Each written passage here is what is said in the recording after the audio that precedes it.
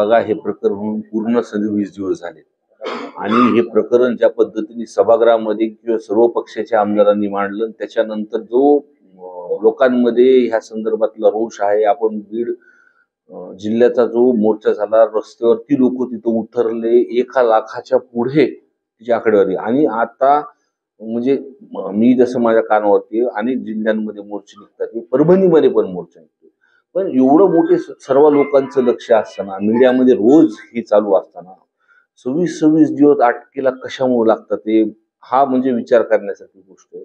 आमची पहिल्या दिवशीपासून मागणी आहे की हे जे काही मुलं आहेत, ही कमी वयाची मुलं आहेत, ह्यांना ज्यांनी करायला लावलं तो मास्टर माइंड वाल्मिक कराड आहे.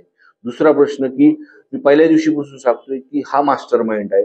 वाल्मिक कराड अटक होऊन सुद्धा 302 मध्ये हा कट कारस्थान हिनी रचना, हे कनेक्शन पूर्ण खंडणीपासून दिसतंय आपल्याला. खंडणीपासून हा गुन्हा झाला. हे हे जेवढे पण काही मुलं सापडतात त्याच्यामधले 2 ते 3 मुलं त्या